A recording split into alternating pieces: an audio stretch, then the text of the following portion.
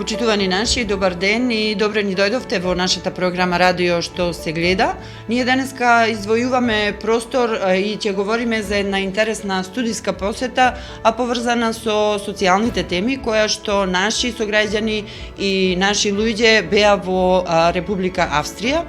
Тука со нас е Марина Тошевска и Дејан Тошевски. Марина Тошевска од Лак Агро Лидер, невладината која што беше и организатор и на некој начин мотиватор за таа студиска посета да се случи. Во делегацијата имаше представници од различни сфери, зборуваме за институции и тоа и министерства, и градоначалници од Македонија, а исто така во таа група на луѓе кои што ја посетија Австрија и се запознаа на каков начин таму институциите работат во областа на социјалната сфера, беше и Дејан Тошевски, затоа е тука со нас, директорот на Меѓуопштинскиот центар за социјална работа Прилеп. Добре ве најдовме, добре дојдовте и мило ми е што ќе можете да пренесете се она што го видовте во Австрија, за да можеме на некој начин и ние како медиуми да помогнеме за работите кај нас да се придвижат од таа точка во која што се наоѓаме, се со цел тие социјални услуги да се подобрат. Ви благодариме на поканата на Радио Пела и благодарност до сите слушатели што ќе издвојат време да слушнат повеќе за организирањето на социјалните услуги во останатите земји во Република Австрија, со надеж дека и кај нас ќе се направат значајни исчекори, навистина социјалните услуги ќе бидат достапни за нашите граѓани. Како што спомнавте, Лак Агро Лидер беше дел од организаторите, а оваа студиска посета е поддржана од Австриското Министерство за социјални работи, здравство, грижа и заштита на потршувачи, во партнерство со 3 австрийски организации кои што баш делуваат во помали места во развој на социјални услуги и обезбедување на социјоекономски развој во локалните заедници. Она што е интересно и е за пофалба да навистина имавме представници од Министерство за труд и социјална политика, со нас беше државниот секретар од Министерството господинот Ејупи, воедно господинот Томшич кој што е експерт со значајно искуство во делот на воведување на социјалните услуги. Имавме градоначалници, градоначалникот на општина Кривогаштани, градоначалникот на општина Градско, представници на општина Велес и представници на општина Долнени и нормално представници на институции, како што е Центарот за социјална работа Плеп, кој што морам да изразам и благодарност јавно за поддршката и соработката со граѓанскиот сектор и представник директорката на Агенцијата за вработување од Плеп. Така да секој со својата експертиза, со своето знање даде придонес. Научивме многу работи и се надеваме дека во заедничка соработка со останатите институции, релевантните тела во нашата држава ќе дадеме и ние придонес со студиската посета навистина да примениме добри практики во нашиот национален и локален контекст. Мило ми е што можеме за овие теми да проговориме, заради тоа што напоменавте дека станува збор за помали заедници. Можеби и затоа не е ни случајно што во рамки на групата која што ја посети Австрија беа и градоначалници од Градско и од Кривогаштани, кои што се едни од помалите општини. Јас би го запрашала директорот, бидејќи е меѓуопштински центар, регионален центар,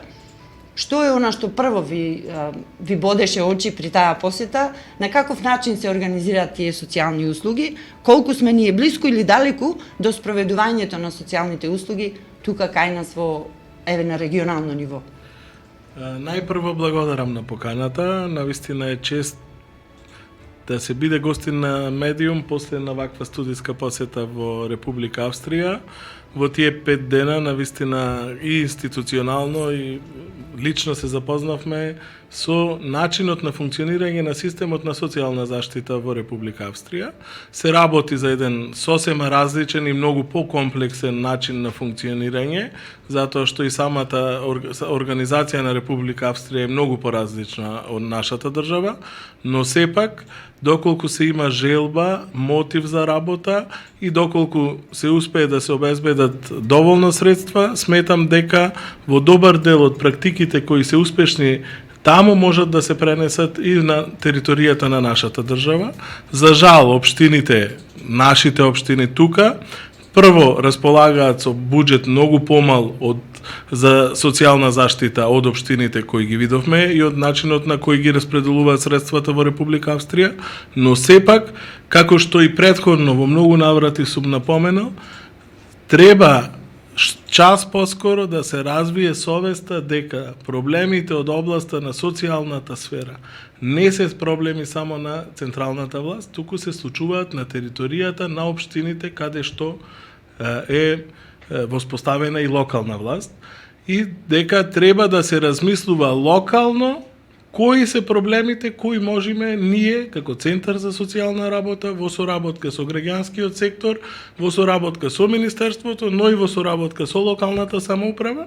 да ги на кој начин да ги решаваме проблемите кои ни се тука. Реално, тоа што го видовме во Република Австрија е далеку од тоа што е тука на терен. Зборувам далеку во проблемите и далеку во начинот на решавање. Во Република Австрија, за жал, во тие средини кои ние ги посетивме, многу малку се соочуваат со видот и обемот на проблемите кои ги имаме ние тука. За нив не е логично да едно семејство користи гарантирана минимална помош повеќе од една година. А ние имаме семејства, домаќинства кои користат 5-10, па социјална помош дојде новиот закон гарантирана минимална помош и така да велам, може тој систем да се прилагоди тука, но треба да има волја од многу страни. Треба да има волја од многу страни. Се надевам дека кризната состојба заклучно со крајот на 6 месец ќе заврши, ќе почнеме активационите планови да ги изработуваме и да можеме да ги исклучуваме корисниците од системот на социјална заштита доколку не сакаат да се вклучат во реалниот сектор, односно во пазарната економија, затоа што како што гледате ние сме сведоци дека Гентер моментално бара 350 вработени, што значи дека ние во истиот момент можеме 350 домаќинства да ги извадиме од системот на социјална заштита и да ги вклучиме во пазарната економија. Мора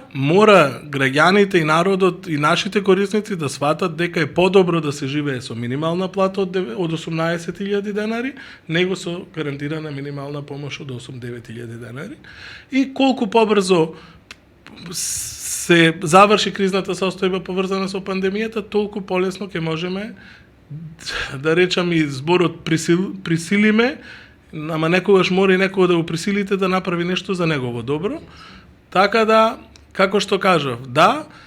системот таму функционира беспрекорно на социјална заштита и мислам дека со добра волја, добар дел од тие практики можат да се пренесат и кај нас. Кога зборуваме за промени, за измени, сега прашањето двајцата, обично ние новинарите барем прашуваме дали станува збор за некакви законски измени што треба да се направат, бидејќи формално правно, нели, треба сето тоа да биде и легитимно средено, за да може да се воспостави систем во кој што, како што рековте, локалните заедници, општините или меѓуопштинскиот центар за социјална работа би можел да востанови одредени услуги и одреден систем кој што би бил подобар од овој кој што е во моментов. Кога рековте средства, дали мислевте на тоа или пак средства кои што ќе им бидат на располагање на луѓето кои што користат одредена социјална заштита? Видете, доколку зборуваме за услугите од социјална заштита, согласно законската регулатива од 2019 година со носењето на самата социјална реформа, се даде добар дел од тоа што го видовме во Австрија како услуга може да се дава и на нашата територија. За жал, ние во општина Прилеп, Долнен и Кривогаштан во моментов немаме искористено ниту една услуга од тие што ги дава законот за социјална заштита. Зошто? Затоа што самата замисла на законот, истото го видовме и во Австрија, значи не е целта Центар за социјална работа да ги дава сите услуги, туку да најди партнер од граѓанскиот сектор во соработка со локалната самоуправа, Центарот за социјална работа да аплицираат на повик објавен од страна на Министерството и да ја развијат услугата на локално ниво. За жал, како што кажав, во моментов на територијата на овие три општини немаме заинтересирано ниту граѓанска организација, ниту пак од општината е покрената иницијатива за развој на некоја социјална услуга. Например, тоа што го видовме во Република Австрија, услугата помош и нега на стари лица во домот, е истата услуга која што дел од општините ја развија и на нашата територија и во Република Македонија. За жал, како што кажав, ние на овие три општини се уште не можеме да ги развијаме овој вид на социјални услуги. Се надевам дека сега за скоро ќе има повик објавено од страна на Министерството за труд и социјална политика, ќе смогнеме сили со некој партнер од граѓанскиот сектор да развијаме некоја од овие социјални услуги. Министерството објавува повици, има обезбедено буџет, но сепак треба, за да го искористите тие средства, треба некој да ви биде партнер. Во овој момент Центарот за социјална работа нема партнер преку кој би развил една ваква услуга на локално ниво. За разлика од, ако направиме на компарација со моделот на функционирање во Австрија и во Македонија, една разлика има. Во Македонија, ако обезбедите услуга на локално ниво, корисникот не плаќа никакви средства за добивање на таа услуга, за разлика од Република Австрија, таму имаат еден поразличен систем развиено, каде што и корисникот на услугата дава дел од своите месечни приходи за користење на услугата. Како што кажав, жалосно е ние да имаме средства, а да не знаеме како да ги искористиме. Марина Лак Агро Лидер е вклучен во подобрување на услугите на социјалниот сектор, односно институционално приближувањето на невладиниот сектор со институционалниот сектор. Нешто слично чинам беше и отворањето на канцелариите во Кривогаштани и во Долнени, но тоа беше можеби само прв чекор. Оно што го детектира директорот Тошевски во однос на приближувањето на граѓанскиот сектор до институциите, колку е тоа можно кај нас да се случи, и пак ќе се вратам на тие законски решенија. Треба ли нешто тука да се направи за доближување, поголемо доближување и овозможување на социјалното претприемништво на вистина да заживее овде на нашите простори? Во моментот во делот на социјални услуги има поддршка од ресорното министерство и веќе имаме забележано бројни примери во останати градови каде што веќе се развиваат услуги, имаат успешно и услугите за персонална асистенција и услуги за помош на стари лица во домот. Она што е неопходно според како представник на граѓанска организација е да ние на територијата каде што делуваме да имаме поголема соработка со локалната самоуправа за заеднички да направиме анализа на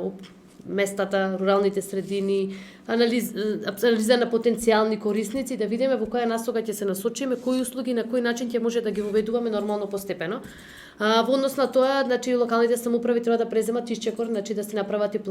совет, да имаат совет за социјална заштита, подготвен план кој за социјална заштита одобрен Министерство за труд и социјална политика, па заедно да почнеме постепено да развиваме. Она што можам да кажам е дека австриското министерство и австрийски експерти ни стојат на располагање, дека и во понатаму ќе може преку онлайн работилници со директно менторство да споделат добри практики, начини на како воспоставиме услуги, меѓутоа потребно е на локално ниво да имаме одобрена документација од Советот на општината, по закон, како Советот за социјална заштита и план, според кој ние како граѓанска организација би можеле да се водиме, зашто тоа ќе биде официјален документ на локалната самоуправа, за да заедно со општината и со центарот понатаму соработуваме и ги развиваме овие услуги. Водечка во држава можеби ќе сгрешам, меѓутоа за пофалба е она што ги има општина Куманово, таму веќе во самата општина си има и одделен департмент за социјална заштита, си имаат план, организациите како Инклузива и други организации според планот се насочени во развојот на услугите и заеднички работат на детектирање и на предизвиците од воведувањето на услугите и како да ги подобрат. Имаме од каде не само од странски земји, меѓутоа и од кај нас имаме организации кои што ја забележат добри резултати и се надевам дека во иднина со поголема соработка ние во на нашата територија навистина ќе уведеме некои покохерентни политики и ќе започнеме да ги развиваме услугите, зашто не само Австрија, туку и Европската унија покажува дека моментално социјалните услуги треба да се императив на секој општество. Неопходност не се. Како е во регионот? Дали воопшто досега има некакви преговори, разговори со градоначалниците од триве општини, зборувам сега, Прилеп, Кривогаштани и Долнени, за да може да се почне да се работи на тој проблем? Има ли расположение барем? Расположение има, значи ја би сакала да кажам дека моментално членовите на мобилните тимови веќе работат на анализа на терен на општина Кривогаштани и општина Долнени, во однос на проценка на населението, број на корисници и податоците што веќе ги имаме, да ги детектираме услугите кои што му се потребни, па понатаму во соработка со министерство, што сум изненадена, пријатно дека се отворена соработка да организираме дополнителни состаноци, да видиме како може да се помогне, да се спремиме за наредниот повик, да вистина да може да се аплицира и да започнеме со воведување на некои услуги на наша територија. Ајде да се вратиме на студиската посета. Според вас, што е она што би можело прво да се примени од она што го видовте, чинам една недела додека бевте во Австрија, конкретно во нашиот регион, во трите општини? Може ли веднаш нешто да се примени, бидејќи станува збор, колку што разбрав од проектот, дека станува збор за одредени можеби и електронски услуги кои што на некој начин би биле блиски до граѓаните, за да можат да ги користат за остварување на правата од социјална заштита? Во однос на електронските услуги, ние со поддршка на австриските организации веќе имаме платформата iHelp.mk, каде што може да се информираат за правата од социјална детска заштита, достапните социјални услуги на локално ниво, воено можат слободно да не контактираат во чет службата, да бидат посетени од мобилните тимови на терен, тимовите им помагаат да им пополнат барање, да видат кое право може да го остварат, во однос доколку се работи за услуги дури што не домен од социјална, меѓутоа поврзани, пример за закажување за категоризација или било што гледаме на секој можен начин да им помогнеме на потенцијалните корисници и во иднина ќе гледаме да надоградуваме. Еве излезе оперативниот план за 2022, гледаме да ги аптетираме податоците и да излеземе во пресед да ги информираме навремено за мерките кои што постојат, што можат да ги користат практиканство и се. Она што мене ми остави најголем впечаток, директорот ќе си каже за него, е работата на Winwork. Тоа е едно големо социјално предпријатие, водечко во Виена, меѓутоа познато на секаде во цела Австрија и пошироко во делот на активација на населението, особено на ranливите групи на граѓани за работа. Тоа е еден извореден начин како лицата со попречност, меѓутоа и останатите кои што немаат работа, ги преку практиканство, значи самата Winwork нуди можности за заекнување на професионални мештини во делот на градинарство, столарство, така да младите можат да се обучуваат и после тоа директно да се конкурират на пазарот на трудот и самата организација ги поврзува на пазарот на трудот. Самите Winwork имаат си сопствен ресторан каде што работат лица со попреченост, на 60% им се лица со попреченост и навистина свесноста и на самото население да помогне да се поддржат овие лица. Тоа е мислам нешто изворено што и кај нас може да успее во соработка на Министерството за труд и социјала со Министерството за образование и нормално средните школи со воведувањето на дуалното може да се најде начин како навистина младите да ги имаат потребните вештини што се барани на пазарот на трудот. Она што го спомна директорот за активационите планови, освен ГМП корисници, може треба повеќе време да стварно да се посвети особено внимание на млади лица кои што се долгоречно невработени, па не само млади, други да направиме проценка и навистина да се заекне соработката помеѓу локалната самоуправа, бизнис заедницата и Агенцијата за вработување и центарот, да преку активационите планови, младинските коучи или вработените во Агенција за вработување навистина детектираат кои се способностите и вештините и наведнаш да успеваме да ги поврзаме со бизнис секторот. Во моментов ви кажуваме дека стапката на невработеност во државата е голема, меѓутоа она што напоменуваме дека пак и самите бизнис компании и бараат работници, значи ни е потребен линкот што може да бидат и граѓанските организации, институциите, да се направи тоа мечување за навистина да имаме вин-вин ситуација од двете страни и да немаме да ги вклучуваме невработените, да станат активно население, а војни бизнис заедницата да ги задоволи своите потреби за квалификувана работна сила. Директоре, се чувствува ли ова немање на контактна врска меѓу бизнис секторот, меѓу институциите и давањето на социјални услуги во Австрија? Бидејќи јас такво чувство имам, како што рековте и сами, фирми бараат работници, работниците не сакаат да се пријават да работат, можеби заради минималната плата, висината на платата и така натаму, а од друга страна бараат да земаат социјална помош. Функционира ли тоа така во Австрија? И Австрија функционира на многу различен принцип од кај нас. Во многу наврати јас имам зборувано дека најтешкиот дел е првото вработување. На едно младо лице да го натерате да го направи своето прво вработување. Ние, за жал, еден долг временски период кај нас беше, да не речам страмота, да работиш, да се запишеш во средно стручно училиште и да работиш автомеханичар, автолимар, автоелектричар, молер, зидар, плочкар. И за сега да се соочиме со ситуација кај што немаме молери, немаме зидари, немаме плочкари. Тоа што го кажа Марина, Winwork, еден прекрасен пример како можете, не секогаш на завршување на 8 сега поново 9 одделение може секој да го направи вистинскиот избор кај се гледа себе си во иднина. Значи таа организација така добро ги преквалификува, ги доквалификува и лица со попреченост, и лица, млади лица, и за понатаму да го направат своето прво вработување. Мислам дека во нашава држава фали еден таков вид на организација, како што на времето биле работничките универзитети, да се создаде на таква организација или постоечки ако има капацитети да се развијат, да се и најди партнер од граѓанскиот сектор кој ќе биде кариерен советник, за да може да ве води до патот на првото вработување. Кога ќе го направите првото вработување, после е многу полесно. Ако не можете да се пронајдете во Гентерм, ќе се пронајдете во ВИК, ама да ги осетите придобивките на вработувањето, на работење во колектив, на одење на работа, на работни навики, на планирање на собствен буџет. Не секој знае првата плата да испланира. Значи, еден сет на мерки, еден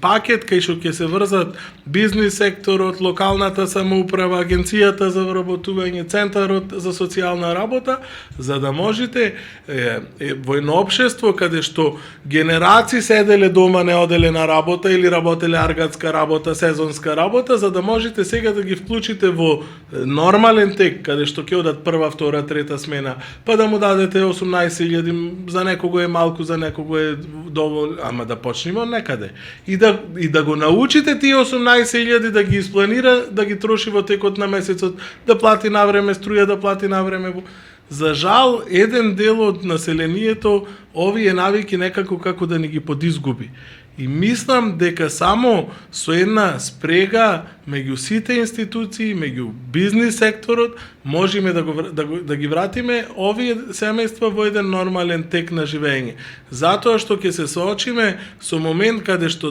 бизнис секторот ќе бара вработени, ама од каде? Ќе бараме плочкари, нема. Реално во моментов и се соочуваме со недостиг на квалификуван работен кадар. Не треба сите да завршат високо образование, ако земат пристојна плата, ако работат занает, ако работат стручна работа.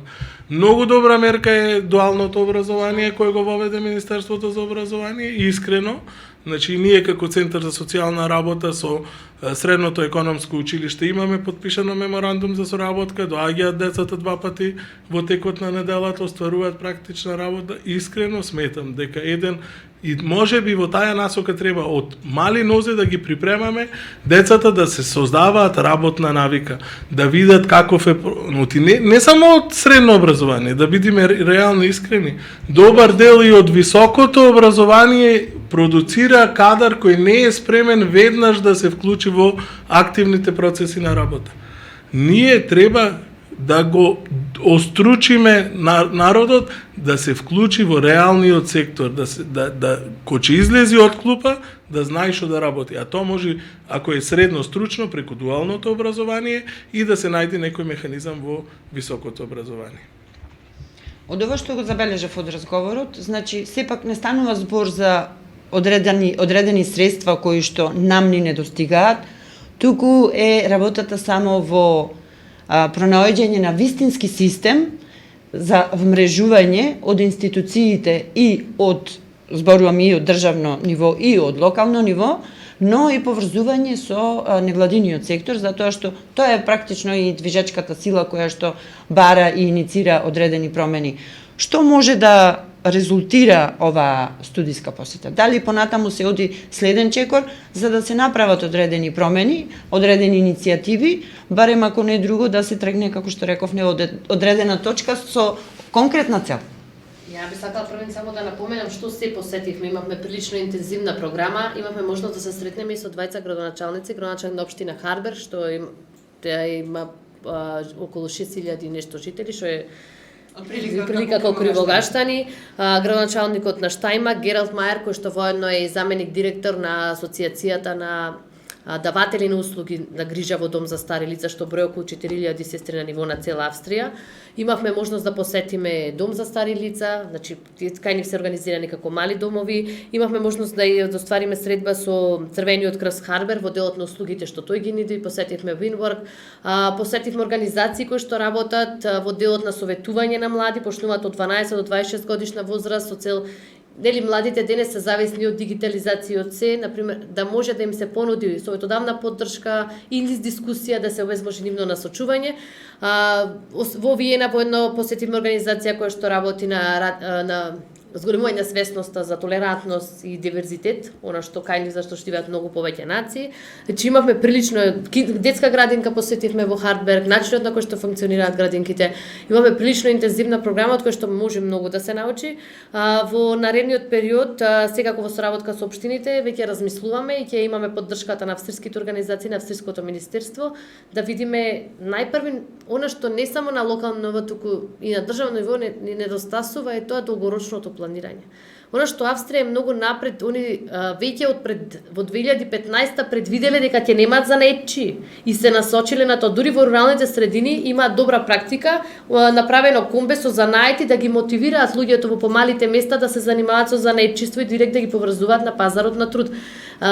Навременото планирање на кај се движат трендовите, они знаеле дека веќе воведуваат 24 часовна семења грижа за луѓе што останале да живеат таму, да некој 6 месеци живее во нивниот дом и му е невидена поддршка. Ние се уште немаме такво планирање, свесни сме со миграцијата на младите дека многу стари не остануваат сами и освен старечки домовите за стари лица кои што ги имаме малку државни, и малку и приватни за територијата која што имаме и за трендот кај што движиме, ние во моментов веќе почнуваме кон развивање тие услуги што може би требало да се направат порано или пак сега веднаш и одма не можеме наеднаш. Со поддршка и со преку работилници очекуваме во септември посета и од уште еднаш од австриските организации, разговараме и за некои си донации некаде каде може ни се потребни во развивањето. Се надевам дека и во соработка и помеѓу граѓанскиот, јавниот и приватниот сектор, меѓутоа и соработка помеѓу нас самите граѓански организации, дека заедно дека ќе може навистина барем на територија во што сме да се воведат услуги и да го подобриме квалитетот на живот и луѓето навистина да имаат пристап до она што им е потребно. Она што сакам да напоменам, Дејан ќе ми извиниш, е дека остваривме средба и со новиот амбасадор на нашата држава во Република Австрија, господин Росоклија. Изненадени сме колку амбасадата вложува во промовирање на нашата држава, меѓутоа и градење на тесна соработка и дополнителна поддршка, особено во делот на општините, преку обезбедување на донации. Се надевам дека општините веќе се охрабрени, нашите општини, представниците на општините што бевме во Австрија, да ја поинтензивираат комуникацијата со амбасадата и да видиме што може да се направи, зашто смесни сме дека финансиски ресурси немаат, но меѓутоа доколку се обезбедат донации, па дополнителна менторска поддршка, начинот како да го прилагодиме нивниот пристап во наш локален контекст, мислам дека може навистина да заживеат социјалните услуги. Веќе самите центри за развој на регионите, Пелагоневски плански, Вардарски плански, започнаја и знаат дека приоритет треба да им биде воведувањето на социјалните услуги, основан е веќе и совет за воведување на социјални услуги во соработка со Австрија, која што е водечка во Европа, морам да признам, во делот на социјала и со нивно менторство и експертиза, мислам дека навистина можеме да успееме, али треба да почнеме сега и да некако кај нас кога ќе почнеме секогаш викаме процеси треба време, меѓутоа дајмо време на времето, во моментов немаме толку да даваме, можеби треба поинтензивно и комуникација, поинтензивна соработка и навистина да се насочиме кон воведување нови услуги. Да, затоа што се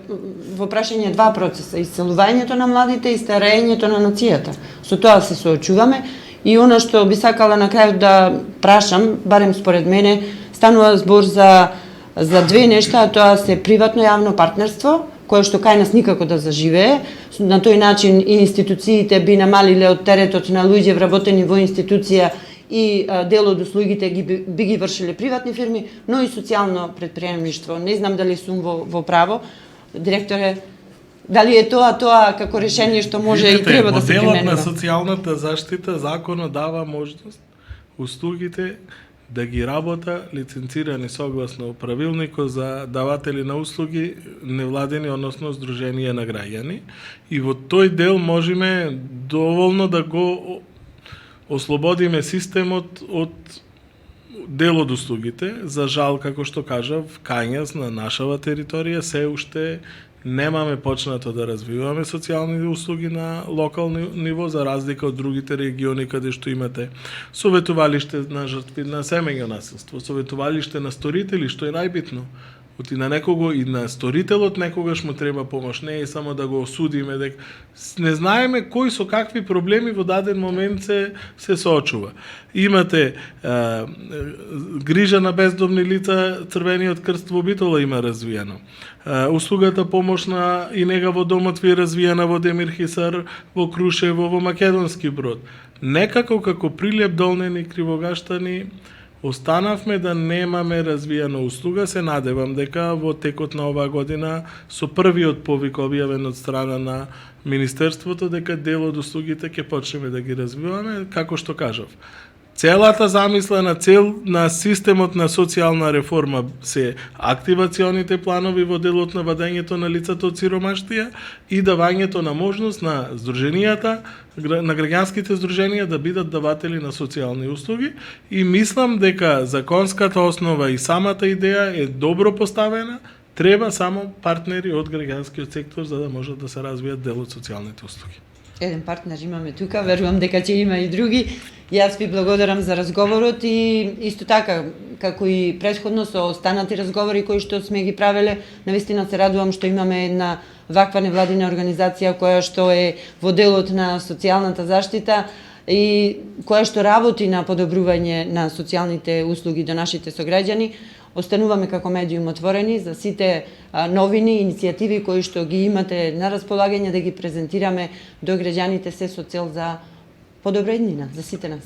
Ви благодарам на поканата и тоа што како медиум секогаш ќе промовирате работата и на граѓанските организации на институциите, меѓутоа и вие сте гласот, така да ги повикувам граѓаните да се охрабрат и слободно да ги искажат и до нас како граѓанска организација, меѓутоа и до локалните тела, предизвиците со кои што се соочуваат, за навистина на време да може да детектираме каде може да се интервенира и кои услуги во моментов ни се најпотребни за да може да се поведуваат, па се надевам дека и верувам дека ќе успееме барем од наредна година и на нашата територија да има услуги и навистина да излеземе во пресред на нашите граѓани. Наша цел на сите нас и вие како медиум и нас како граѓанска организација, јавните институции, бизнис секторот е ова територија навистина да ја правиме подобро место за живење за сите нас. Благодарам уште еднаш. Благодарам на поканата.